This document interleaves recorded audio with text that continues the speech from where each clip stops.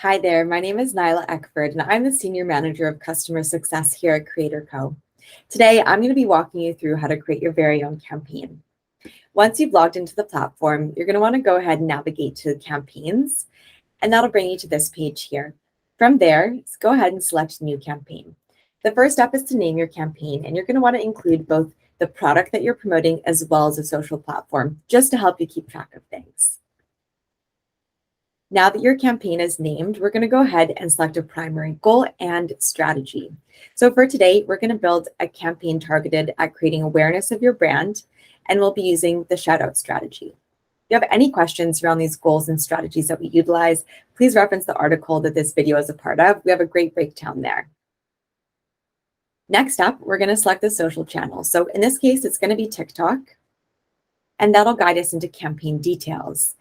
Here, you're going to want to include a link that goes directly to the product that your creators will be promoting.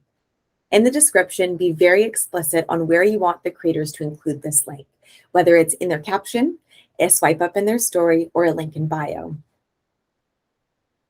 If you offer affiliate commission, this is where you're going to input the percentage that you pay out your creators. So for example, if you were to provide a creator with an affiliate link and one of their followers were to make a purchase for $50, then if your commission percentage was around 10%, the creator would get $5 of that purchase back. Go ahead and select whichever commission percentage you feel most comfortable with. Retail value is very simple. This is just the value of your product as listed on your website.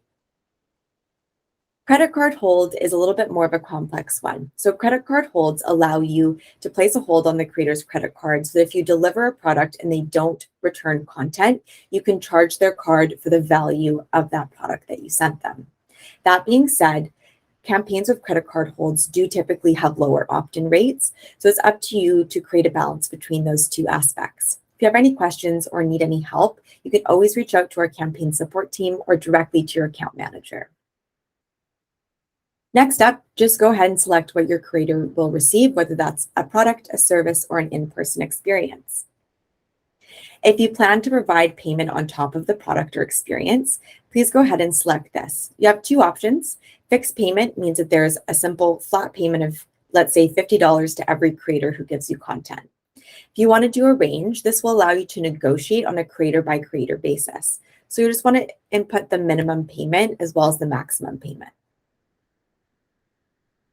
If your product contains alcohol or cannabis, it's extremely important that you note that here. This is so that we can ensure there's an age restriction on your campaign to avoid any legal complexities.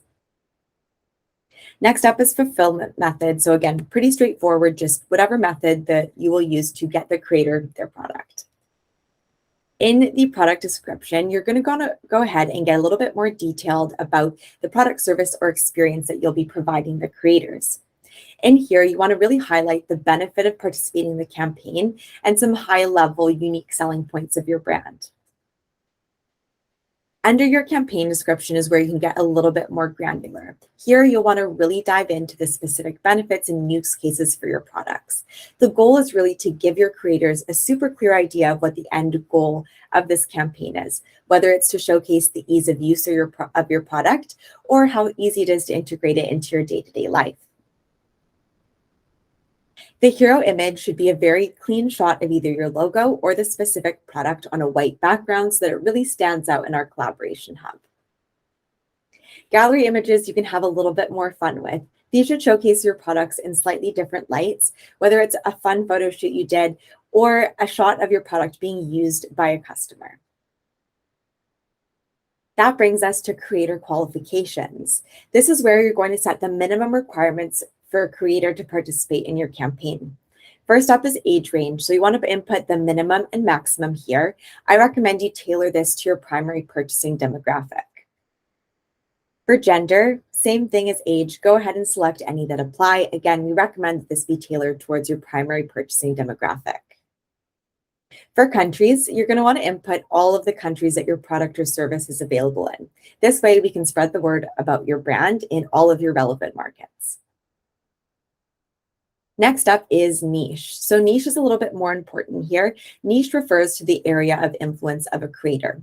This could look like lifestyle, health and wellness, beauty, fitness, or any other specific category of content that a creator is putting out. You want to ensure that the niches you select here are in line with the demographic that you want showcasing and purchasing your product. So if you're a supplement brand, for example, you'll likely want to input a niche of health and wellness or fitness. Next up, you'll go ahead and input the minimum followers and engagement. So this just sets a benchmark for the smallest size of creators that you're willing to work with. Minimum engagement, we recommend that this sit around 2%, as this is where we really see results coming in. That brings us to deliverables. So here, you're just going to get very detailed on how many videos you're expecting the creator to deliver, whether that's 1, 2, 3, or more pieces of content. For the inspiration board, you're going to want to go ahead and put some fun photos showcasing your product. This could be images you have on your social media, or a creator you've got, or content you've gotten back from other creators that you absolutely love, really just to give the creators some direction to their artistic guidance and make sure that the content they're getting back to you is exactly what you want it to be. Next up, visuals and themes. So this is just going to go ahead and reiterate the inspiration photos. So again, you want to be quite specific here. Highlight any features or aspects of your product or brand that you would like the creator to highlight, as well as give them tips such as lighting if you want them wearing a certain type of apparel, or if there's a specific light or use case for the product that you'd like showcased.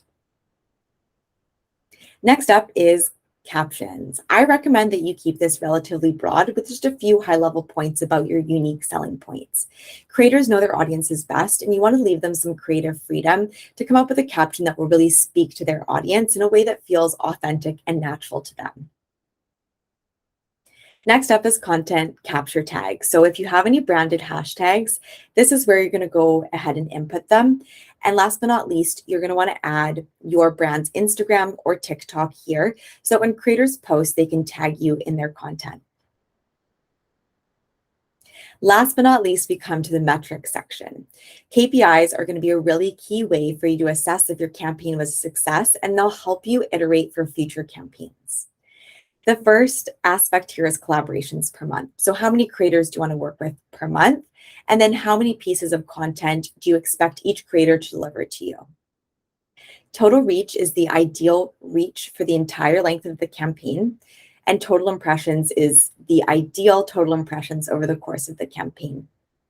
Average engagement rate refers to the target engagement rate on a creator's post. Again, we're probably looking around 2% here.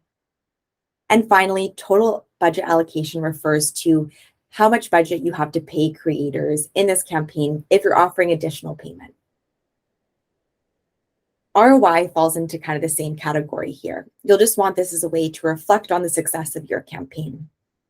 The hourly rate for creators refers to if you were to have a creator in-house as an expert creating this content, how much would you pay them per hour? For reference, a still post takes about 1 to 2 hours, and a video takes 2 to 4 hours, depending on how much editing. Next up, we'll just ask you to assign a value per high quality image and value per high quality video, so we can help determine what the value of the content you're getting back is. Value per reach refers to the value you put on each new potential customer that your product is exposed to through your campaign. And value per impression refers to something very similar, just on the impression side versus reach. Value per engagement, again, just refers to how much value do you put on the actual engagement that your creators are receiving. So if they're getting a ton of comments, what does that look like for you? Is that something that you really highly value, or are you more concerned with aspects such as conversions? Down here, value per click refers to click-throughs on tracked links that you provide your creators. So how much value do you assign per potential customer that clicks through to your website through a creator's post? Last but not least, we just want to know what the average lifetime value of your customers are, so that if you do close business with us, we can capture the entire value that that customer will give you throughout the course of their lifetime.